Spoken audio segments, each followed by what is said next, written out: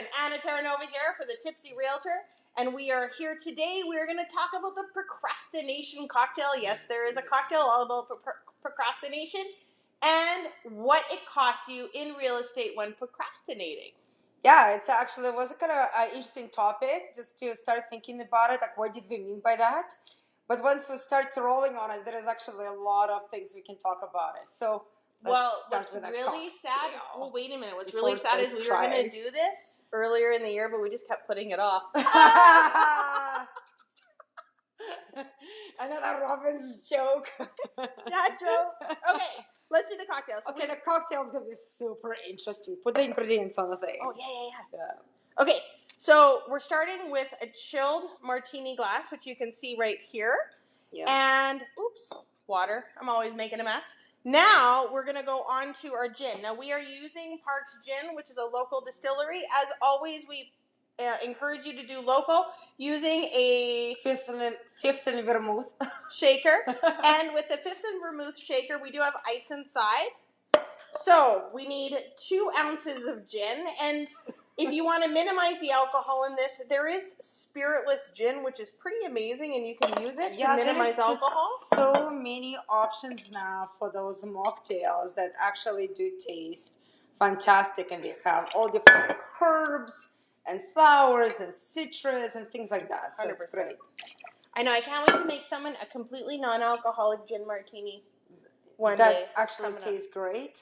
Well, I haven't made one. I haven't had anyone that's wanted a non-alcoholic. We should do like a taste off because there's so many. Because you have like different gins now, right? So like a Pepsi or Coke, but alcohol or no alcohol.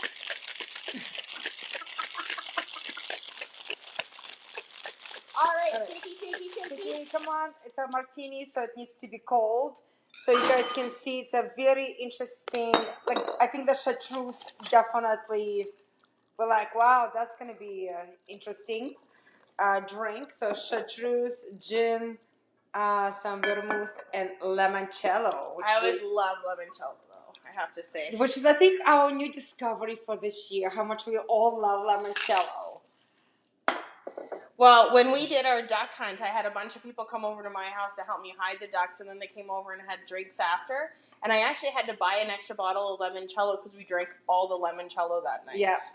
Well, every drink we made so far with limoncello was super popular. Yeah. So let's see how this one does. I'll grab my glass here. Here we go. All cheers. Right, cheers. With a lemon twist in our martini glass. Yes. I wonder if you drink this and you're going to start procrastinating more to do things. If you have too many of them, you'll procrastinate.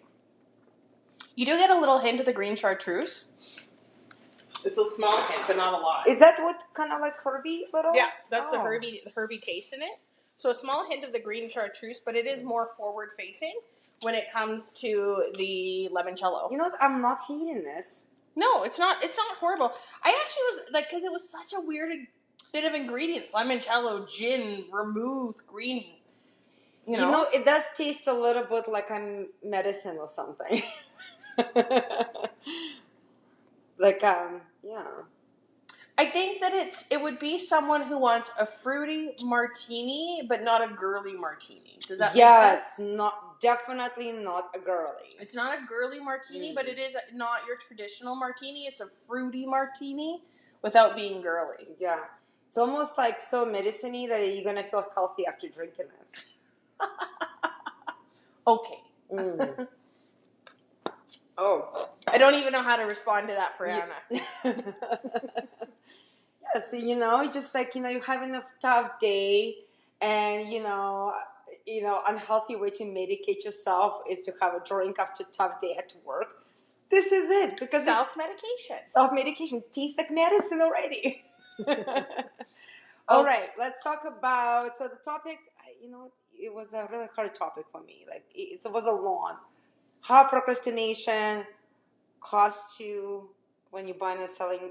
Buying and selling real estate. So basically, the cost of procrastination What is the cost? Okay, see. The cost of procrastination inside a real estate transaction. Because, it's so easy to do nothing, and doing nothing is always the easiest thing to do, but it can cost you. It's the worst thing to do. They say the right thing to do, the best thing to do is to do the right thing. The next best thing to do is to do the wrong thing, and the worst thing to do is do nothing.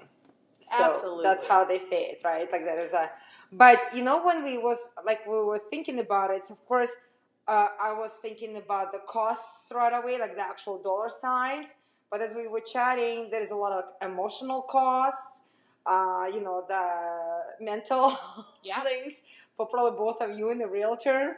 Yeah. Actually, if you think about it, because we get really involved with the client and we do one of the best for our clients. Sometimes when we see client making a mistake, I feel like that's also like emotional cost to us, like the mindset. Sometimes we're like, gosh, I wish I could just explain it better to make the decision in a different way.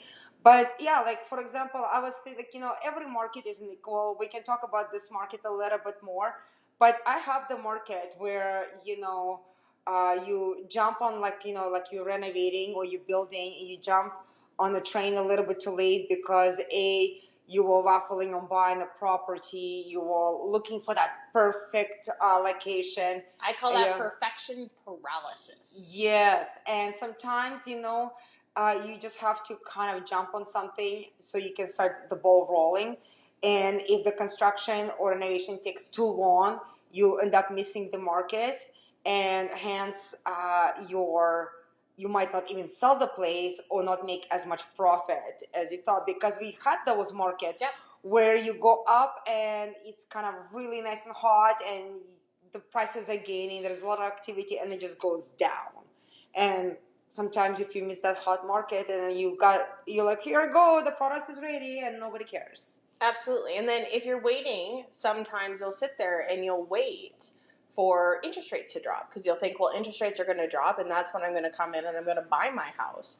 And realistically, if you're waiting on that 0.5% interest rate drop, Anna did the research, and that saves you, for a 0.5% interest rate drop, $1,630 a year, which sounds like a lot of money, except when you see price increases like we're seeing now of 13% year over year. So 13% on a house. On a house. On so a 13% townhouse, it was 20% increase. Yeah, but so Crazy. We're looking at, on a house, like $600,000. We'll use that as easy numbers. Yes. 13% of $600,000. You're looking at, honestly, what is that? 35,000. 35,000. 36,000. Yeah. So you waited to get your 0.5% increase to save you $1,630 a year, but you missed $35,000 in price increases, and that sometimes is a problem. So those are the kind of things that you have to look at all the numbers and whether procrastinating is in your best interest. And right now we have a lot of people who are procrastinating, saying, I'm going to wait until the market goes down. This is not going down till 2027, at least. Yeah, I didn't pull the stats, but again, we are seeing a lot of interprovincial and international migration into Alberta. Again, for a lot of things we've been talking over the year now, that the lifestyle, the opportunities, the jobs, marketplace, proximity to the mountains, like all that kind of stuff adds up. Like, there is a reason why Calgary is more popular and more expensive than Edmonton right now. Yep. And it's just because... And it's not just our Calgary Flames. Well, they suck, obviously. Well, listen, I'm the biggest fan, okay? I am a fan every year, every time they lose. I know Oilers right now in playoffs, good luck to them. But the thing is, like, when you look at the market, we are still, almost 200,000 above average price for the detached home in Calgary versus Edmonton. And there are lots of opportunities. We are 4 hours closer to the mountains and to the border if somebody goes to travel and things like this. So there are a lot of privileges, like being in Calgary versus any other city in Alberta. So we do see that migration. So inventory is super, super low. We still see multiple offers on almost every listing that we get. And almost every listing sells over asking price if you price it right, to be honest. Absolutely. Now, the other thing you have to think about too is a lot of things that we're getting is procrastination of getting your documents to your mortgage broker. Yeah. Now, that procrastinating of getting your documents to your mortgage broker will cost you transactions. Because unfortunately, unless you're fully pre-approved or we've got you solid in financing, you may lose on transactions or not even be able to compete or bid if you don't actually have all your ducks in a row. They're not going to give you extensions on financing in this market. It's going to be tough. Your realtor's going to have to really fight for them, and there is a high risk you're going to get a no because you procrastinated getting those documents to your mortgage broker. You need to make sure that those documents are at your mortgage broker either before you start looking or even just have them all together and ready to go. But get that done before you go out. But then don't procrastinate going out because you're procrastinating getting your documents to your mortgage broker, because that's the other thing. And then if you have to sell your house, procrastinating getting your house ready and getting your house up for sale is not going to be to your best interest. Selling your house is going to be easy, but you need to be able to pull that trigger instantaneously if you find that house to buy. In this market, trying to buy a house is going to be your hardest part. So you've got to have all your ducks in a row. So if you don't have those ducks in a row, that will kind cost you your dream home, next dream Absolutely. home. Absolutely. Yeah, like we see it all the time. Actually, all our recent transactions on buy and sell, we get that property. We're like, oh yeah, so we write an offer, we secure it for our client. The next step is listing their home. The next step, like literally the same day or day after we're securing their property, we're listing the home. We're selling it in 2-3 days. Again, depends on type of the property it is, how much activity we get. But most likely, we get close on the purchase and the sale in terms of like conditions on the same day. Like this is like a week span of activity. In a week, you're buying and selling. I don't know why I'm doing this. Real estate karate. Yeah. Well, it's been very, very tricky, and you do have to be organized. I couldn't agree more on preparing your home for sale. If you are shopping for a new home, you have to have your home staged, cleaned, measured, pictures taken. So you can go anytime, and of course, listing agreement with the right realtor, us. And yes, and a mortgage. That's another thing. I couldn't be like that. Is absolutely the most important part. Yeah, you having conditions, 2-3 day condition on financing when your documents are ready versus documents not ready, 5 to 7 business days will cost you securing a house, because condition longevity of conditions, how long it takes you to get that done, is important to the seller when they're picking the offer. Well, and if you have your financing already pre-qualified and all your documents are at your mortgage broker, we can give you a 3-day condition on financing instead of a 7 or 10-day condition on financing. So that's what that big difference is why you need those documents in. Because, yeah, like Anna said, that 1-2 days can cost you. Yeah. Another thing I put on my list is competition. So a lot of people don't like to shop in the winter. Don't blame me. I hate shopping in the winter for the new house because, it's cold and lots of snow and terrible clothing. But, but everybody's like, oh, wait till spring, or I wait till like my kids go back to school. So I start, well, guess what? So many other people do that too.